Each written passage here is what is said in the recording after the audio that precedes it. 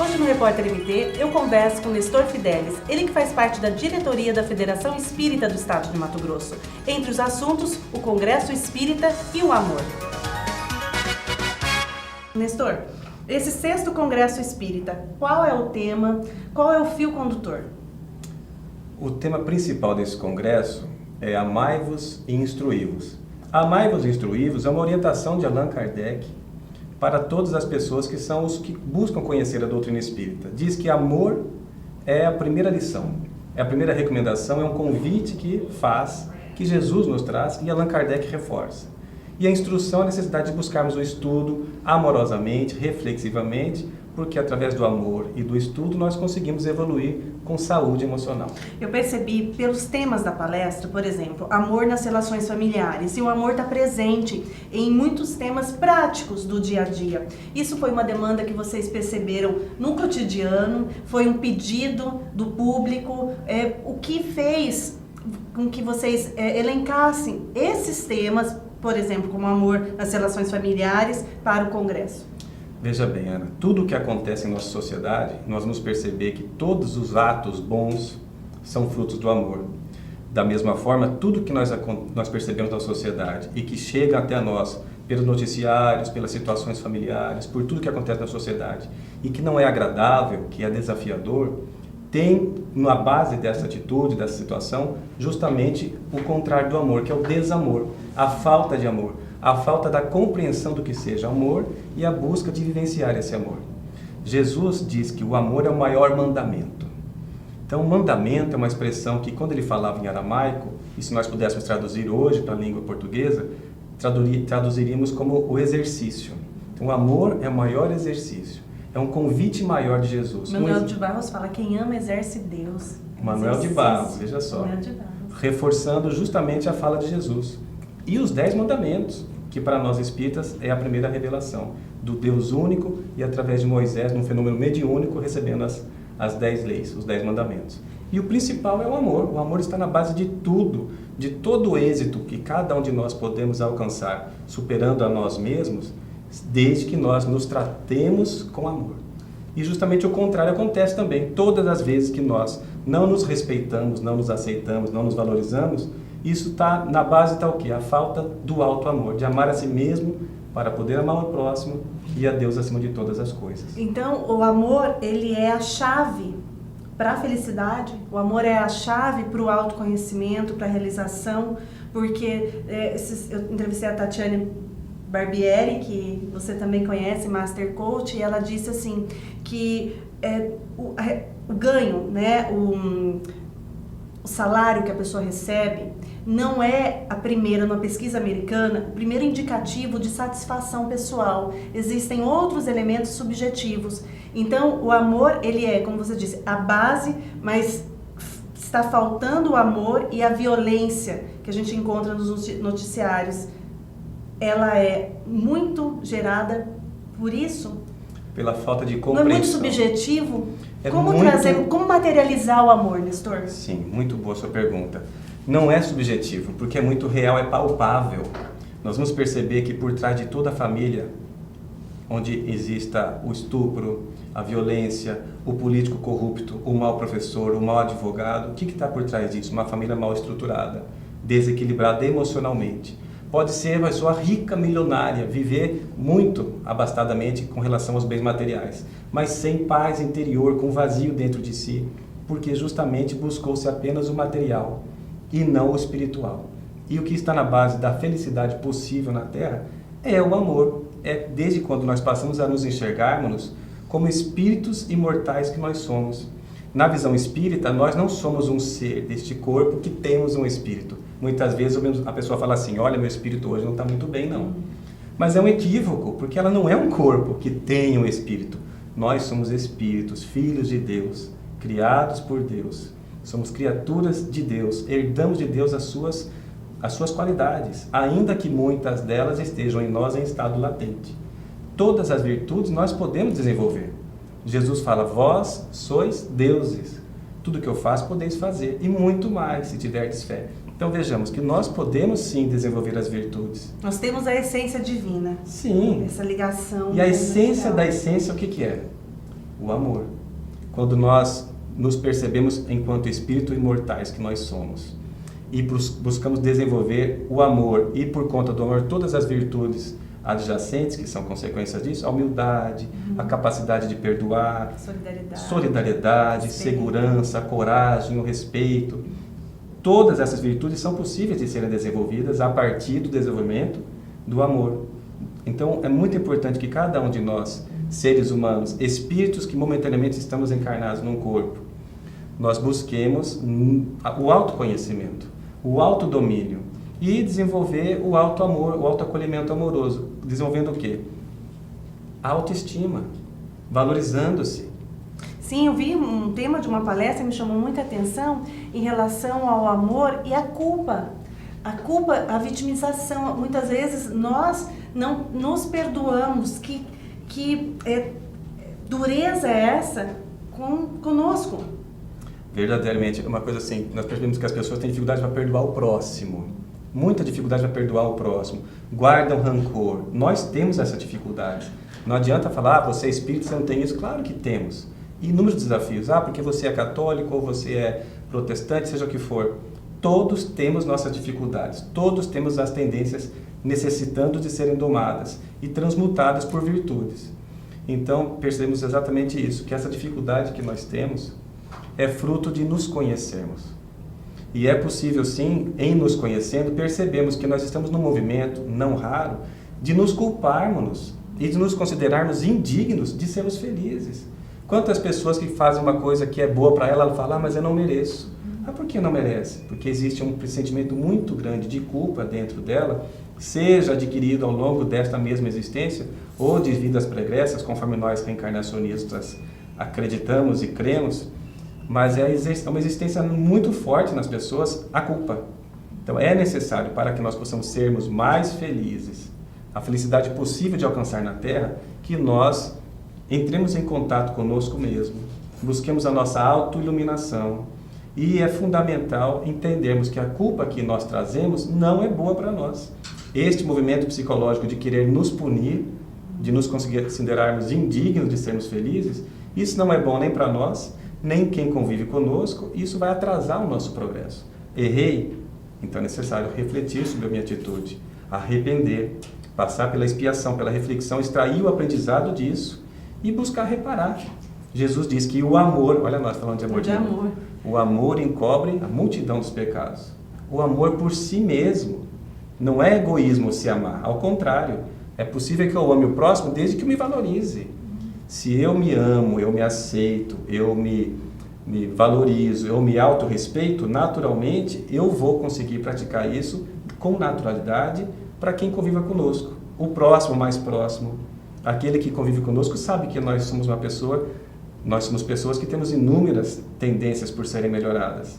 Então, este que também nos traz desafios na convivência, seja nosso filho, nossa filha, esposo, marido, pai ou mãe, quem está mais próximo, que nos conhece também e tão bem, esses são instrumentos de Deus para que nós possamos evoluir.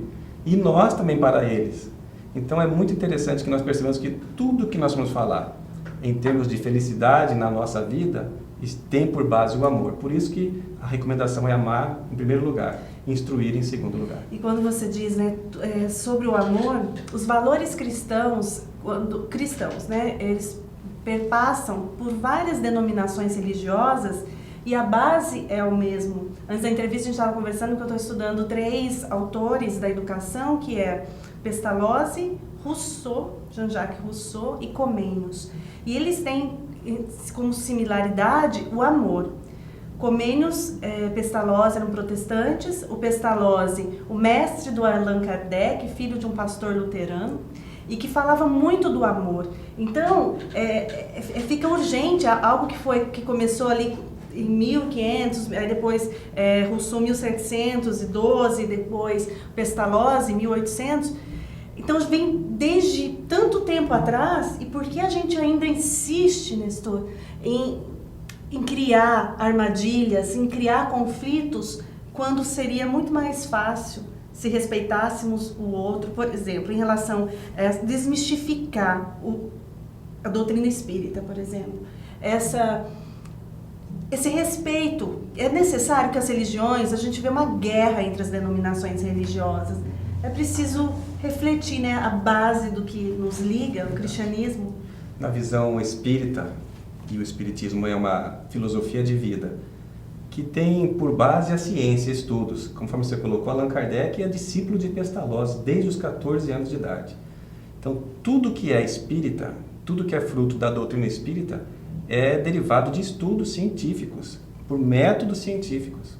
E tem consequências religiosas da doutrina espírita, porque nos religa a Deus, que é nosso Pai, nosso Criador. Tendo Jesus como o ser mais perfeito que Deus nos oferece para ser nosso modelo e o nosso guia. E a doutrina espírita cristã, por essência, ela vem justamente trazer o lado espiritual da vida, mas corroborando todas as lições de amor, de fraternidade, trazidas por Jesus. Com total respeito a todas as religiões, porque nós pensamos que todas as religiões, elas são excelentes, desde que se viva o que a religião, em essência, prega. Todas têm por base a felicidade, o respeito, o amor a Deus. Se existisse uma religião que pregasse o ódio entre as outras religiões, ela já deixaria de ser uma religião. Então existem religiosos, e os religiosos somos nós, seres humanos, com as nossas dificuldade de interpretação e de respeito, e de tratar o outro, ainda que seja de outra religião, como irmão. Irmão não é só quem vai no centro espírita ou quem vai na igreja A ou B. Irmãos somos todas as criaturas criadas por Deus. Então nós temos muito respeito por todos, pensamos que todas as religiões são importantes e a doutrina espírita traz também sua contribuição. Por exemplo, nesse congresso espírita, eu sou católica, mas existem algumas palestras que me chamaram muito a atenção. Essas palestras, elas vão falar de uma maneira mais ampla, claro, que com o olhar da doutrina espírita, mas não necessariamente tem que ser espírita para participar do congresso. De forma alguma, mesmo no centro espírita, nós temos pessoas de outras religiões que frequentam o centro espírita e que nos perguntam, agora eu estou frequentando aqui, vim na palestra, participei da oração, recebi a energia dos passes, então eu tenho que me tornar espírita, deixar de frequentar a igreja? De forma alguma. Cada um tem seu livre-arbítrio e sua responsabilidade, vai onde se sinta melhor. Quantos católicos frequentam o centro espírita? Inúmeros. E não deixam de ser católicos, de frequentar a igreja, de seguir todos os mandamentos. Acreditar nos santos, em Nossa Senhora, né, que é algo que é muito forte para quem é católico. A mãe de Jesus, imagina, Maria Nossa Santíssima, Senhora. Francisco de Assis, que para nós é uma referência, Paulo, o apóstolo Paulo. Então vejamos, não existe uma parede, um muro separando isso. Ao contrário, Jesus não tinha religião. Jesus era o amor em pessoa. Seus discípulos também. Cada um com suas dificuldades, com outros valores já desenvolvidos. É preciso mais amor, né? Sem dúvida alguma. Então é muito importante, se as pessoas quiserem participar do nosso congresso, de 17 a 20 de agosto, não precisam ser espíritas. Porque o importante é querer aprender, querer estar presente, confraternizar. É uma oportunidade para todos. Quando vemos nos congressos outros que já aconteceram, desde 96 a Federação Espírita de Mato Grosso vem realizando os congressos, muitas pessoas que frequentam, cerca de 2.000 pessoas cada oportunidade, não são espíritas, ou não são apenas frequentadores de centro espírita. Não precisa ser também. É importante que a pessoa queira algo de felicidade para ela, só isso. E ouvir nada mais. Falar de amor. Exatamente. Quais palestrantes assim você destaca nessa programação? Nós temos neste congresso 12 palestrantes. São pessoas de renome no movimento espírita, que têm obras já trabalhadas, que têm obras não somente literárias, mas inúmeros seminários realizados em Mato Grosso, no Brasil e no mundo.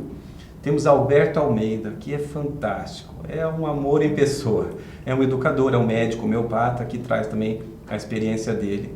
Alírio de Cerqueira Filho, é um autor cuiabano, mais de 45 livros, já perdi a conta de quantos livros ele escreveu, todos os trazendo convite para reflexão em busca do amor e da felicidade.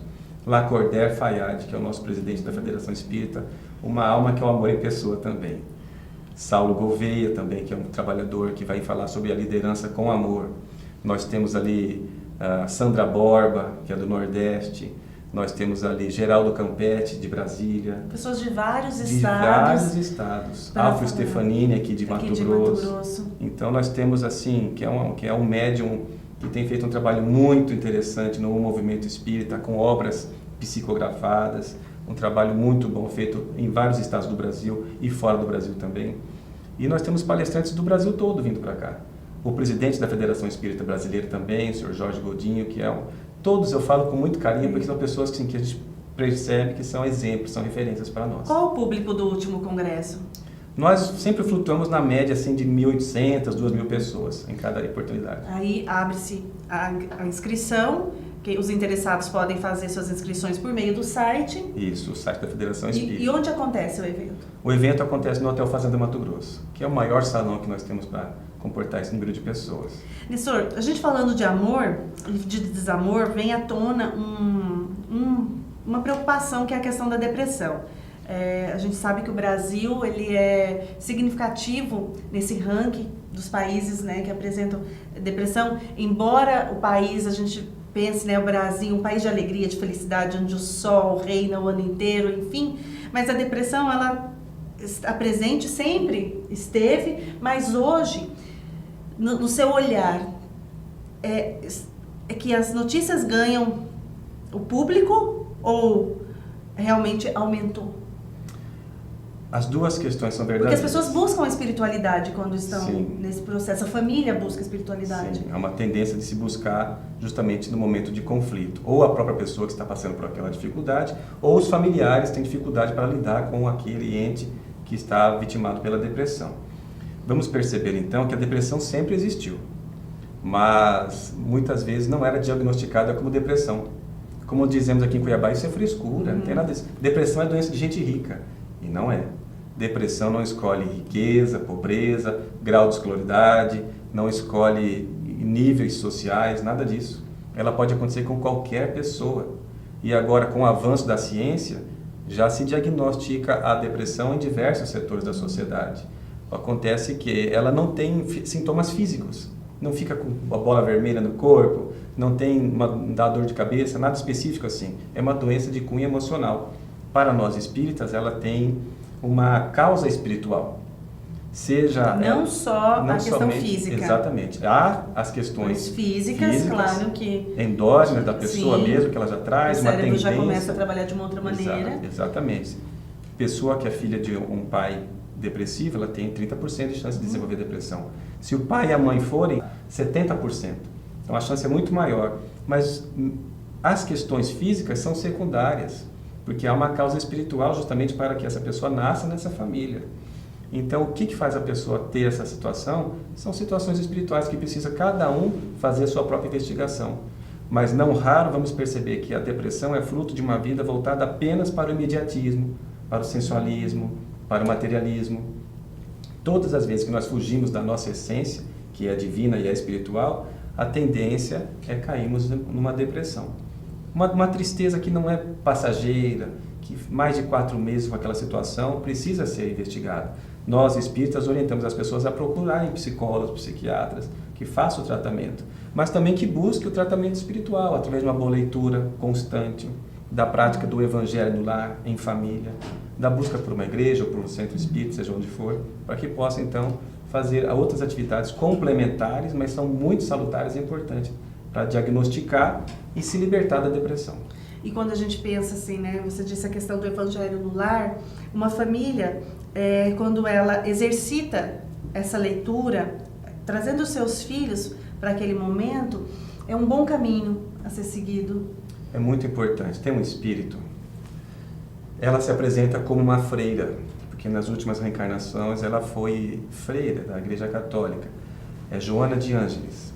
E ela escreve através da mediunidade de Divaldo Pereira Franco. E ela no livro SOS Família, veja o título do livro. A família como base da sociedade, a sociedade em momentos de situações dificultosas, ela vem apresentar que a família precisa de socorro. E ela diz que a família que pratica o Evangelho no lar, ou seja, o momento que se reúne 20, 30 minutos, uma leitura do Evangelho, que é uma terapia de Evangelho, em família, um comentário entre os familiares, uma prece entre a família, uma pessoa orando, ela se ilumina. Um grupo de pessoas orando, ilumina-se muito mais. E não só onde a pessoa vive, mas contagia essa onda do bem em toda a vizinhança. Influencia no todo. Exatamente. A gente contribui com a energia do mundo. Exatamente. Então, a partir da sua auto-iluminação, contribuímos para a iluminação do mundo, a partir de fazer para si mesmo. Então, vejamos que o quanto é importante quando as pessoas se reúnem e, logicamente, que quando nós nos reunimos para falar mal da vida alheia, somos acompanhados por energias e espíritos que não têm boas intenções. São nossos irmãos fora do corpo. Da mesma forma, quando nós nos reunimos, como nesse momento aqui agora, falando de coisas edificantes, naturalmente nós estamos rodeados e amparados pelos benfeitores espirituais, na família também. Então, 20 a 30 minutos por semana é pouquíssimo para se reunir em família.